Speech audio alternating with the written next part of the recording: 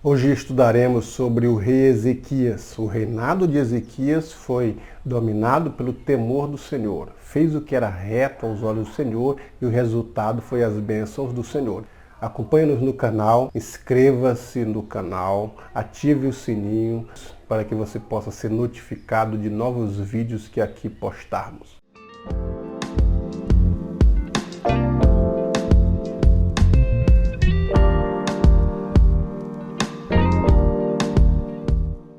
A lição de hoje é a lição de número 11, datada do dia 12 de setembro de 2021, com o título O Reinado de Ezequias. Texto áureo. No Senhor, Deus de Israel, confiou, de maneira que depois dele não houve seu semelhante entre todos os reis de Judá, nem entre os que foram antes dele. 2 Reis 18, verso 5. A verdade prática. Deus sempre ouve e guarda os sinceros de coração, que o obedecem e procuram agradá-lo. O reinado de Ezequias é descrito pela Bíblia dizendo que ele tinha 25 anos de idade quando começou a reinar, e um dos destaques que a Bíblia mostra do rei Ezequias é que ele fez o que era reto aos olhos do Senhor. Isto demonstra a justiça de Ezequias, isso demonstra o cuidado que ele tem com a lei do Senhor e em obedecer os mandamentos do Senhor. E no primeiro ano do reinado de Ezequias, ele abriu as portas da casa do Senhor. Observe que as portas da casa do Senhor estavam fechadas. Isto é, o templo não estava sendo usado.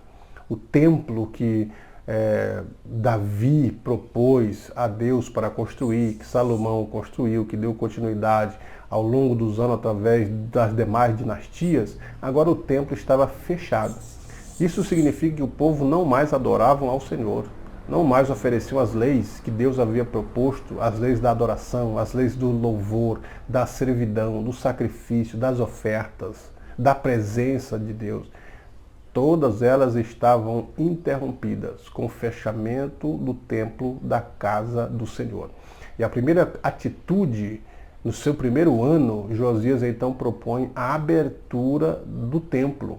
Abram-se as portas, vamos verificar o que precisamos fazer no templo da lei do Senhor. Então, nós precisamos ter essa atitude também. O que estamos precisando fazer em nosso templo? Nós somos o templo de Deus. Ou não sabeis que sois o templo de Deus e que o Espírito do Senhor habita em vós?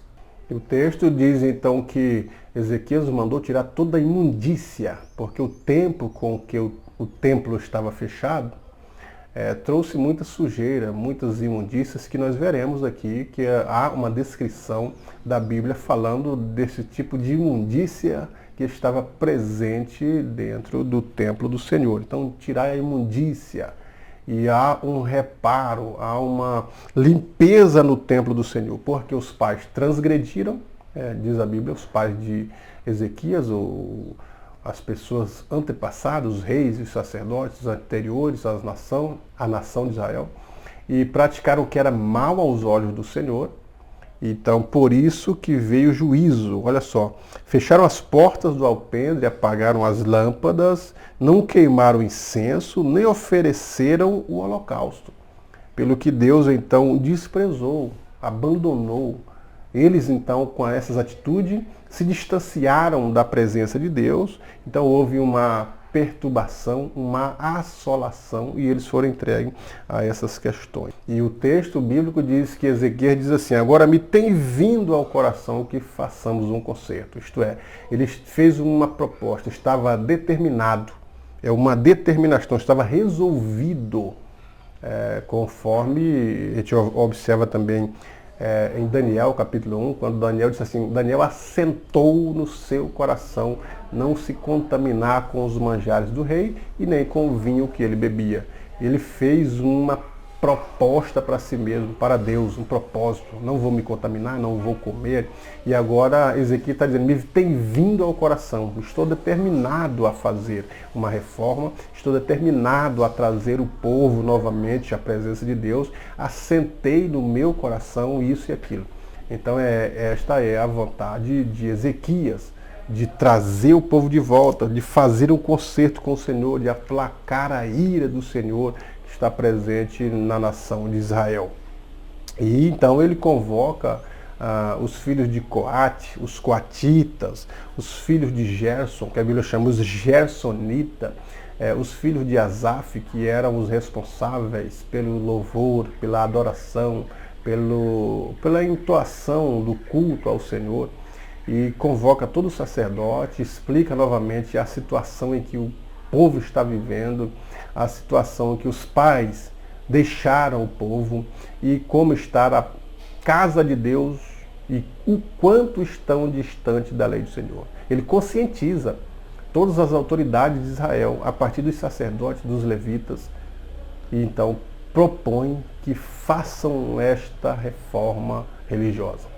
E o texto bíblico diz que os sacerdotes entraram para purificar a casa do Senhor e começaram a tirar a imundícia que havia. Era muitos anos que o templo estava fechado e parece-me que eles cessaram as atividades no templo sem deixar nada limpo. Por exemplo, deixaram o altar de holocausto com sangue, com carne que estavam hoje feita um mau cheiro. Os pães asmos que ficavam sobre a mesa da preposição ficaram largados, os azeites largados, o altar de incenso com todo o seu incenso também. E eles então fizeram uma limpeza, tanto no templo do Senhor, quanto nos utensílios que faziam parte do templo do Senhor. Começaram a lavar, a purificar e a tirar. E o texto sagrado diz assim: e os sacerdotes entraram dentro da casa do Senhor para purificar e tirar para fora, ao pátio da casa do Senhor, toda a imundícia que acharam no templo do Senhor. E os levitas a tomaram para levarem para fora, ao ribeiro de Cedron. E então pelas portas, então a Jerusalém ela tinha 12 portas e uma delas era chamada Porta do Monturo, onde saía o lixo. E eles passaram, segundo o texto sagrado, 8 dias promovendo a limpeza na casa do Senhor, tirando para fora do templo tudo que havia de imundícias, ossos velhos, carne, o sangue que ficava sobre o altar do holocausto estava ainda ali sem a limpeza durante muitos anos. Toda a imundícia durante 8 dias de limpeza. Foram 8 dias promovendo a limpeza e no 8º dia então o templo estava intacto porque o lixo havia saído pela porta do monturo.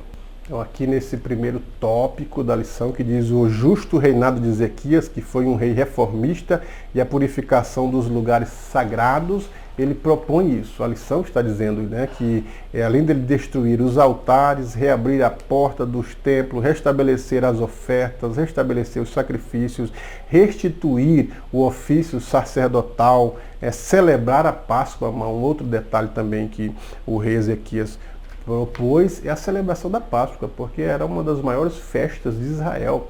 Era a celebração da Páscoa, o dia festivo, a grandiosidade pela qual eles se lembravam de como estavam antes de entrarem nas terras de Canaã, a situação em que viviam nas mãos dos egípcios, de escravidão, de miserabilidade, de sofrimento, de angústia. E agora Deus tirou com mão forte e mandou que eles celebrassem a Páscoa. Seria instituído ali aquele mês, aquele dia, a Páscoa do Senhor, para lembrarem-se dos feitos do Senhor, para lembrarem-se de tudo quanto o rei havia proposto para eles. E agora, de tudo quanto Deus havia proposto para eles. Então eles tinham que ter isso em mente, deveriam ser agradecidos. A Páscoa era uma lembrança disso e agora uma promoção, uma festividade da liberdade em que Deus havia trazido eles. E eles então, não praticando a Páscoa do Senhor, eles estavam ignorando essa liberdade, estavam sendo mal agradecidos. E era através da festividade da Páscoa que eles se lembravam de como era o sofrimento, contavam para os seus filhos a situação em que viviam de miserabilidade e escravidão, e que agora eram libertos no Senhor. E Paulo sempre instruiu a igreja da Galácia a permanecer na liberdade com que fosse liberto e não meter-vos de novo. É lógico que ele está falando da lei, que a lei prendia as pessoas, mas Cristo nos libertou do jugo da lei. Mas, de fato, eles precisavam na Páscoa ter essa lembrança, que eram escravos e que foi através do Senhor Deus de Israel que eles foram libertos da escravidão. E agradeciam e louvavam a Deus no dia da Páscoa. E assim o texto sagrado diz que Ezequias então reparou os objetos, os utensílios, as vasilhas de ouro, as vasilhas de prata, tudo que eram promovida pela lei do Senhor, eles fizeram então com que isso fosse notório novamente, a limpeza, a reforma do templo, para que voltasse a atuação do culto na casa de Deus. E depois que estava tudo limpo no templo, então o rei Ezequias, através do sacerdote, mandou que fosse oferecido 7 novilhos, 7 carneiros, 7 cordeiros, 7 bodes. Então mataram esses animais para que a santificação novamente fosse restabelecida à casa do Senhor. O número 7 ele faz uma referência ao número de Deus, à santidade divina. Deus é um Deus santo e o seu número é o número 7, porque em 6 dias fez os céus e a terra, no 7º descansou. É a sua plenitude. O número 6 é o número do homem, o 666 é o diabo querendo alcançar a perfeição divina, mas nunca alcançará. E também o derramamento de sangue desses animais é porque sem derramamento de sangue não há remissão de pecados. É lógico que a Escritura aos Hebreus dizia que o derramamento do sangue desses animais cobriam o pecado do povo para aplacar a ira de Deus. Mas o derramamento do sangue do nosso Senhor Jesus Cristo, ele nos tirou o pecado, não cobriu, mas nos remiu, purificou, e agora nós estamos sem pecado.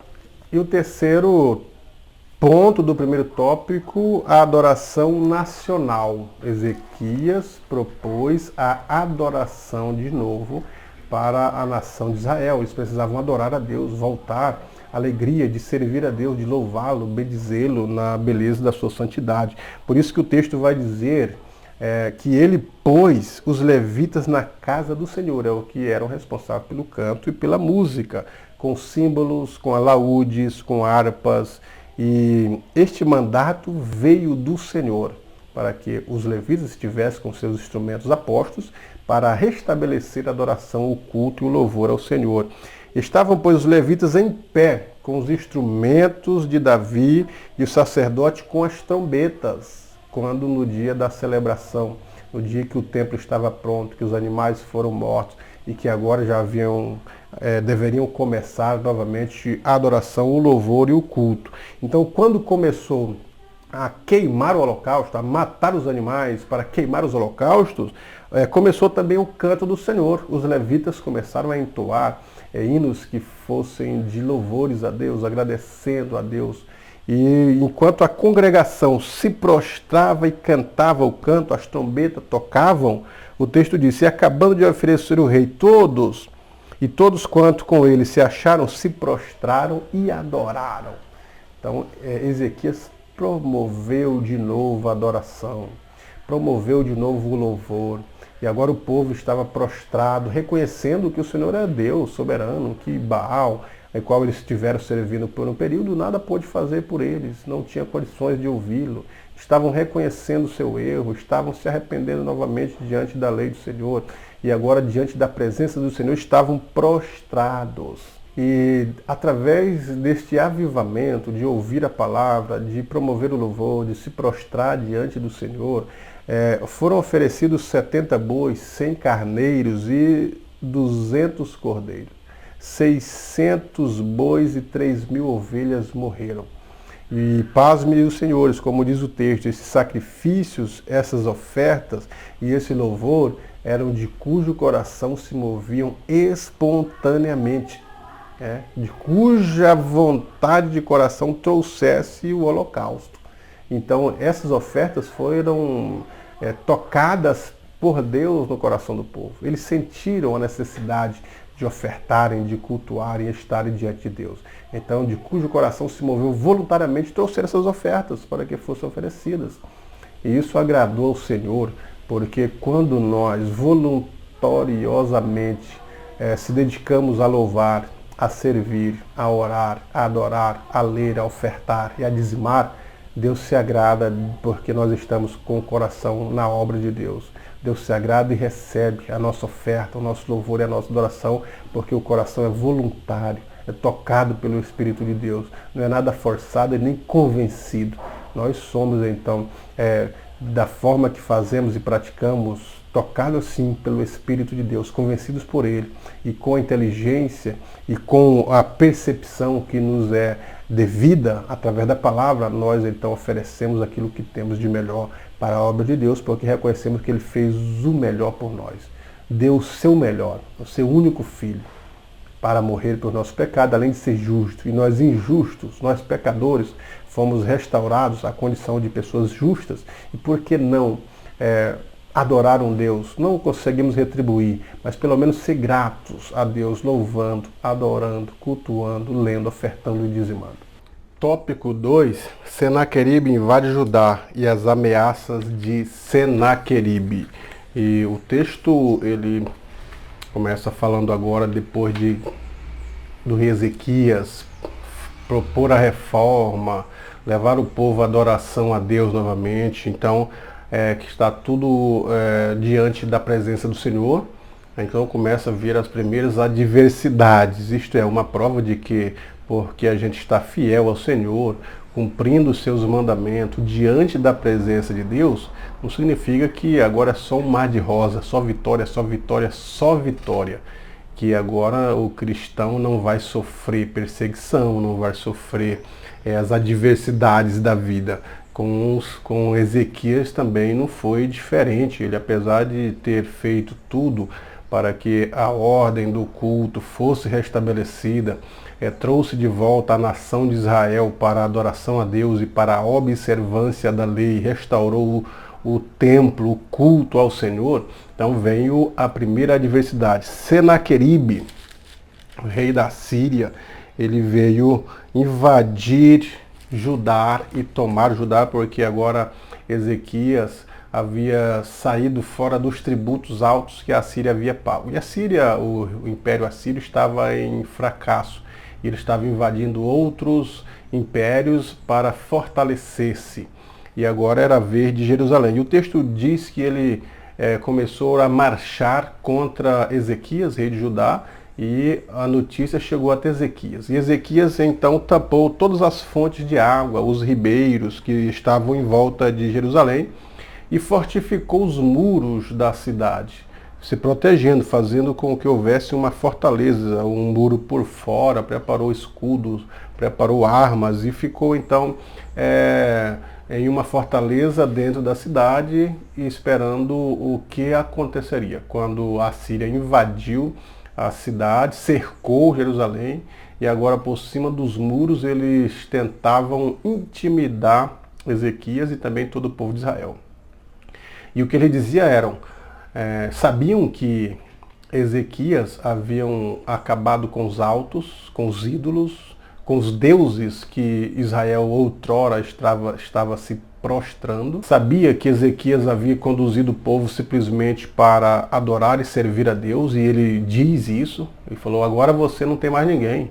Você acha que o seu Deus vai te livrar da minha mão?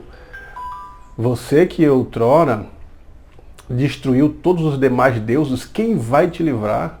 E ainda amedrontou o povo, falando na língua do povo, né? Enquanto alguém que fazia intercessão entre o rei e o rei da Síria e o rei Ezequias dizia: não fala em judaico, fala em assírico, porque o povo não entende e o povo não fique amedrontado. Então a ideia era amedrontar o povo também, para que se revoltasse contra Ezequias, e eles disseram em judaico, para que todo mundo entendesse. Disse: olha, vocês estão adorando só um Deus, e os demais deuses que poderiam livrar a vocês, vocês não estão adorando e nem servem, então não vai ter livramento, vocês estão fracos.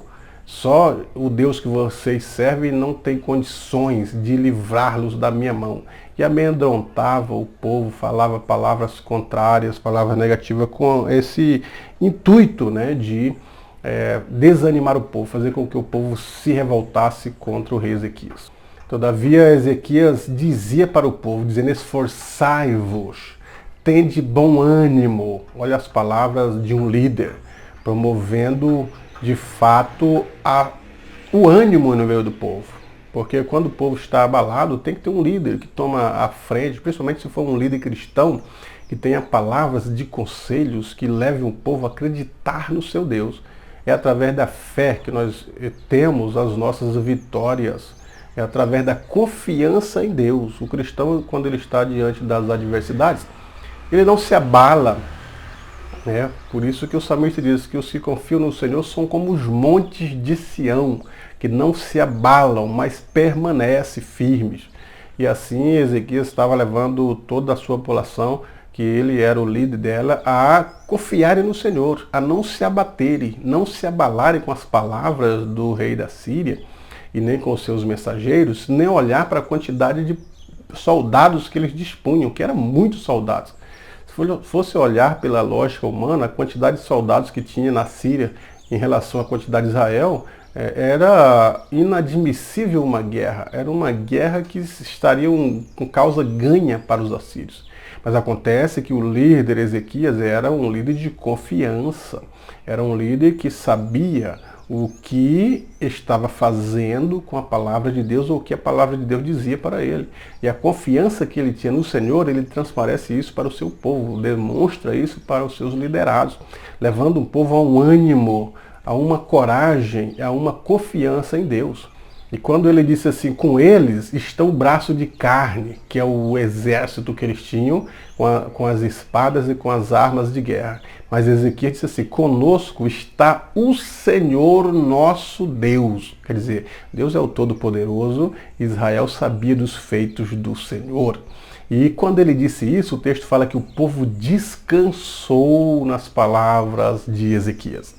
Olha que coisa bonita quando um líder consegue fazer o povo ficar tranquilo, quando o povo não fica desamparado, desesperados em meio às adversidades, às lutas, às tribulações que às vezes aparecem diante do cristão.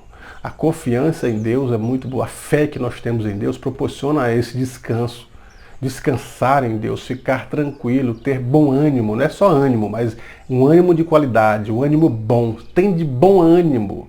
Eu venci o mundo. São as palavras de Jesus para os cristãos. Nunca devemos estar desanimados, abatidos, desamparados, sem esperanças. Nós temos esperança. Nós vamos viver sem esperança, mas vamos viver com a esperança que o Senhor Deus ele tem colocado em nosso coração. E o rei Senaqueribe ainda questionava, vocês estão confiando em quem? Em quem confiar em vós? Em um único Deus? Que estava falando do Deus Jeová, que era o único Deus diante do qual eles prostravam altares. E eles sabiam disso. A notícia havia corrido que eles só prestavam altar para um único Deus. E para eles parecia que quantos mais deuses houvessem, maior seria o livramento. Um Deus só não era possível livrar o povo. Mas a Bíblia diz que é um só Deus, uma só fé, um só Senhor, que é por todos, sobre todos. E esse Deus é que deu livramento para o rei Ezequias. Então, quando ele disse isso, ele começou a afrontar ao Deus de Israel. Essa questão aqui é muito séria, porque ele não estava afrontando somente a Ezequias, mas começou a afrontar o Deus de Israel, dizendo quem é o Senhor. Quem era esse único Deus que eles estavam confiando? E começou a trazer a lembrança do povo de Judá, dizendo assim, vocês não observai que todas as demais nações que tinham diversos deuses, nós fomos lá e destruímos? Vocês acham que o Deus de vocês, o único Deus que vocês servem, livrará vocês das minhas mãos? Se as demais nações ao redor de vocês todas foram destruídas, nós ganhamos a guerra, é causa ganha, vocês acham que um único Deus de vocês livrará? Não vai livrar. Mas o povo estava descansando no Senhor através da palavra do homem de Deus. Por isso que o texto fala, depois dessas coisas, e ela ainda diz, depois da fidelidade de Ezequias, Senaqueribe apareceu. Então, quando estamos diante de Deus, com a vida pautada na fidelidade, na oração, mesmo assim, pode haver a adversidade. A diferença é que, na adversidade, Deus está conosco, como disse Ezequias. Na bonança, Deus está presente. Na alegria também, mas quando estamos tristes, na adversidade, maior é o que está conosco. Então, por isso que temos sucesso diante das aflições, das adversidades da vida e das tribulações. E o temor de Ezequias, como diz o segundo ponto do segundo tópico, foi que ele levou uma palavra de paz para o rei, uma palavra de vitória para o povo. E aprendemos que a obediência a Deus não é sinônimo de ausência de problema. Por isso que lá no primeiro versículo está dito que depois desta fidelidade de Ezequias sobreveio todas essas aflições, essas afrontas, o exército essas ameaças diante do Ezequias e do povo de Israel. Mas porque ele era fiel, porque ele era temente a Deus e porque ele buscou o auxílio de Deus, Deus confortou o coração do povo e ele tinha certeza e confiança que Deus daria resposta de paz ao povo de Israel.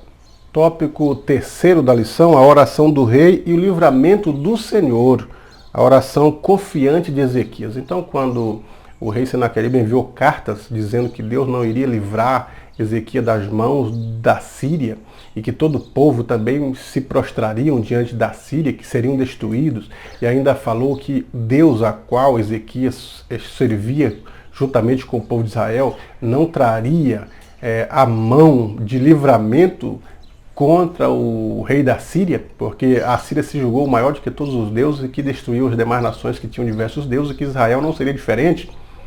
Ezequias pegou aquela carta, levou-o diante do templo, prostrou-se diante do altar do Senhor e apresentou as ameaças de Senaqueribe, dizendo: Senhor, essas ameaças não são contra mim.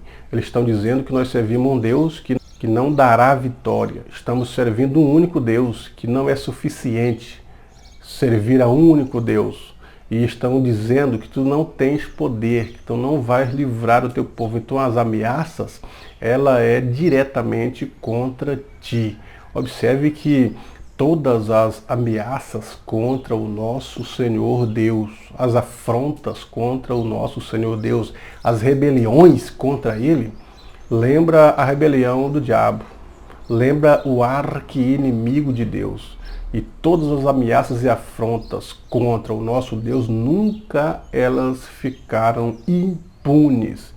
Todas elas tiveram resultados, tiveram consequências, porque o nosso Deus, ele é um Deus justo. Então Ezequias orou, apresentou as cartas diante de Deus, orou fervorosamente e declarou a soberania divina na sua vida. Irmãos, quando nós oramos diante de Deus, a oração é a chave que abre a porta do céu para a resposta do cristão. Seja uma resposta positiva ou negativa, mas Deus responde àqueles que oram. É o diálogo entre Deus e o ser humano, entre o ser humano e Deus. Jesus nos ensinou a orar nos momentos de aflição, buscar socorro. Davi buscou a presença de Deus. Na hora que Davi estava em dificuldades, porque havia fracassado espiritualmente, ele orou, dizendo: não retire de mim o teu espírito, torna-me dar a alegria da minha salvação.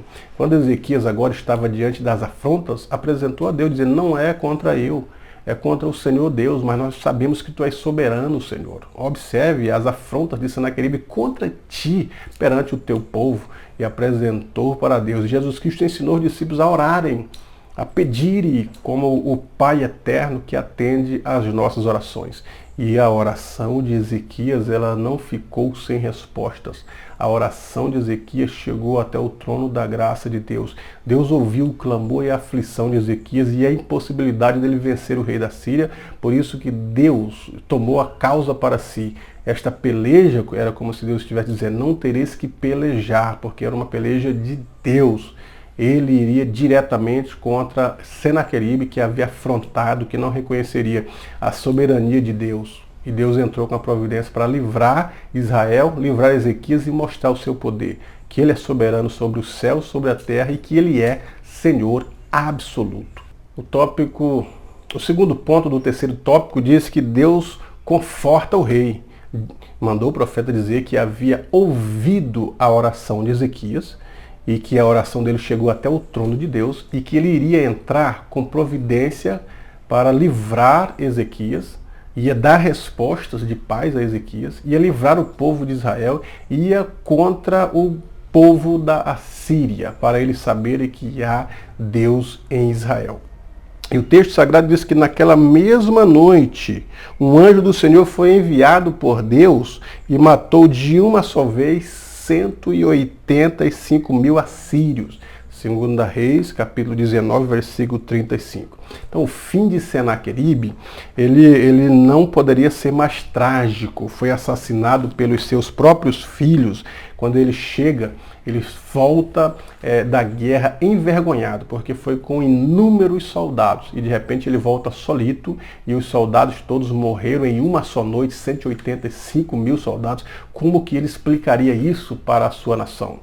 E ele, quando chega fugindo da presença de Ezequias e de Judá, onde estavam acampados, ele veio direto para o templo, aí onde tinha uma estátua de Nimrod. E ali ele prostrado, buscando socorro, orando ou oferendas para Nimrod, os filhos dele, Adrameleque e Sarezer, chegaram e assassinaram ele ali diante do altar do Deus que ele serviu. Então o fim trágico de Senaqueribe, por se levantar contra um Deus poderoso, não poderia ser diferente. Foi um fim realmente que é de dar dó de alguém que não conhece a presença de Deus e os feitos do Altíssimo. Ele morre nas suas próprias terras pelas mãos dos seus próprios filhos e diante do seu próprio Deus, que não deu livramento, nem a vitória contra Ezequias e nem contra Judá, e muito menos o livrou da mão dos seus próprios filhos. Então, de fato, foi um fim trágico, foi o fim do rei da Síria, Senaqueribe.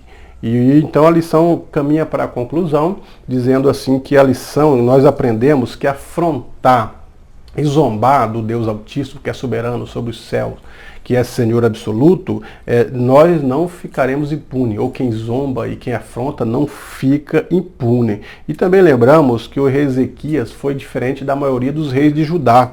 Ele foi temente a Deus e ainda confiou no Senhor. Um rei que trouxe benefício para a nação de Israel e nos momentos mais difíceis do seu reinado, confiou no Senhor e ainda foi temente a Deus. Ezequias nos deixou uma grande lição. Então, Deus sempre ouve os sinceros de coração, os que confiam nele, mesmo diante do medo e da insegurança. Deus está conosco todos os dias, até a consumação dos séculos. Portanto, professor e professora, que esta aula seja abençoada e que os nossos alunos possam confiar em Deus, apesar das dificuldades, apesar das afrontas, apesar das adversidades da vida. Vamos acreditar que o Senhor está conosco por sermos fiéis. O lema é ser fiel, temer ao Senhor. A fidelidade a Deus não nos dá imunidade contra as adversidades da vida, mas a fidelidade a Deus nos traz a presença de Deus para a nossa vida, para vencermos a adversidade como deveria vencer. Portanto, que Deus abençoe. Uma boa aula para você, professor e professora.